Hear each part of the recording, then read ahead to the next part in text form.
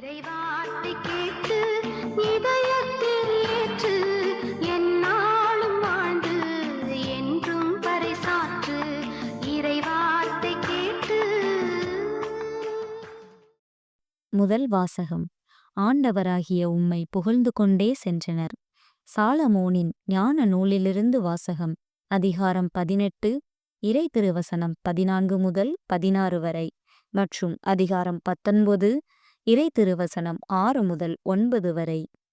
எல்லாம் அமைதியில் ஆழ்ந்திருந்த போது நள்ளிரவு கடந்துவிட்ட வேளையில் எல்லாம் வல்ல உம் சொல் விண்ணகத்திலுள்ள அரியணையை விட்டு எழுந்து அஞ்சா நெஞ்சம் கொண்ட போர் வீரனைப் போல் அழிவுக்கென குறிக்கப்பட்ட நாட்டின் மீது வந்து பாய்ந்தது. உமது தெளிவான கட்டளையாகிய கூரிய வாளை ஏந்திய வண்ணம் அது நின்று கொண்டு எல்லாவற்றையும் சாவினால் நிரப்பியது. மண்ணகத்தில் கால் ஊன்றியிருந்த போதிலும் விண்ணகத்தை தொட்டு கொண்டிருந்தது. உம் பிள்ளைகள் தீங்கின்றி காக்கப்படும்படி படைப்பு முழுவதும் உம் கட்டளைகளுக்கு பணிந்து மீண்டும் தன் இயல்பில் புத்துயிர் பெற்றது. அவர்களது பாசறைக்கு முகில் நிழல் கொடுத்தது.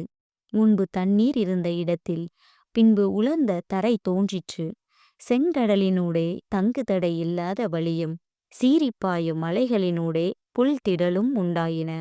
உமது கை வன்மையால் காப்பாற்றப்பட்ட மக்கள் அனைவரும் அவ்வழியே கடந்து சென்றனர். உம்முடைய வியத்தகு செயல்களை உற்று நோக்கிய வண்ணம் சென்றனர். குதிரைகளைப் போல குதித்து கொண்டும் ஆட்டுக்குட்டிகளைப் போல துள்ளிக் கொண்டும் தங்களை விடுவித்த ஆண்டவராகிய உம்மை புகழ்ந்து கொண்டே சென்றனர். இது ஆண்டவரின் அருள்வாக்கு. இறைவா உமக்கு நன்றி. பதிலுரைப்பாடல். பல்லவி. ஆண்டவர் செய்த வியத்தகு செயல்களை நினைவு கூறுங்கள். அவருக்கு பாடல் பாடுங்கள். அவரை புகழ்ந்தேத்துங்கள். அவர் தம் வியத்தகு செயல்கள் அனைத்தையும் எடுத்துரையுங்கள். அவர் தம் திருப்பெயரை மாட்சிப்படுத்துங்கள். ஆண்டவரை தேடுவோரின் இதயம் அக்களிப்பதாக. ஆண்டவர் செய்த வியத்தகு செயல்களை நினைவு கூறுங்கள். அவர் அவர்களது நாட்டின் தலைப்பேறுகள் அனைத்தையும் தாக்கினார். அவர்களது ஆண்மையின் முதற்பேறுகள் அனைத்தையும் வீழ்த்தினார். அவர் இஸ்ரவேலரை வெள்ளியோடும் பொன்னோடும் புறப்படச் செய்தார். அவர்கள் குலங்களில் எவரும் தளர்ந்து போகவில்லை. ஆண்டவர் செய்த வியத்தகு செயல்களை நினைவு கூறுங்கள்.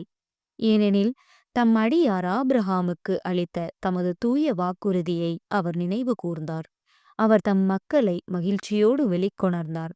அவர் தாம் தெரிந்தெடுத்தவர்களை ஆரவாரத்தோடு கூட்டிச் சென்றார். ஆண்டவர் செய்த வியத்தகு செயல்களை நினைவு கூறுங்கள். நற்செய்திக்கு முன் வாழ்த்தொலி. அல்லேலூயா, அல்லேலூயா. நம் ஆண்டவர் இயேசு கிறிஸ்துவின் மாட்சியை நீங்கள் அடையும் பொருட்டே நாங்கள் அறிவித்த நற்செய்தியின் வழியாக அவர் உங்களை அழைத்தார். அல்லேலூயா. நற்செய்தி வாசகம். தாம் தேர்ந்து கொண்டவர்களுக்கு கடவுள் நீதி வழங்காமல் இருப்பாரா? லூக்கா எழுதிய தூய நற்செய்தியிலிருந்து வாசகம். அதிகாரம் 18, இறை திருவசனம் 1 முதல் 8 வரை. அக்காலத்தில் மனந்தளராமல் எப்பொழுதும் இறைவனிடம் மன்றாட வேண்டும் என்பதற்கு இயேசு ஓர் உவமை சொன்னார். ஒரு நகரில் நடுவில் ஒருவர் இருந்தார்.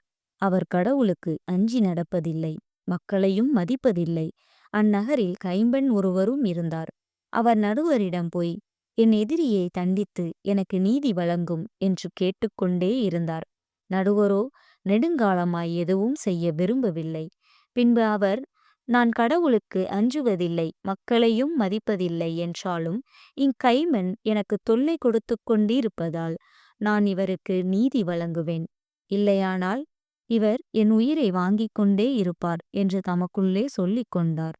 பின் ஆண்டவர் அவர்களிடம், நேர்மையற்ற நடுவரே இப்படி சொன்னார் என்றால், தாம் தேர்ந்து கொண்டவர்கள் அல்லும் பகலும் தம்மை நோக்கி கூக்குரலிடும்போது கடவுள் அவர்களுக்கு நீதி வழங்காமல் இருப்பாரா? அவர்களுக்கு துணை செய்ய காலம் தாழ்த்துவாரா?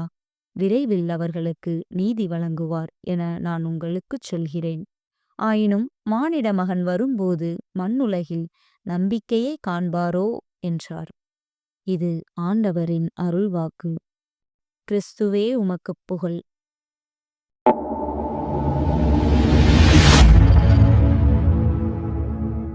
Thank you.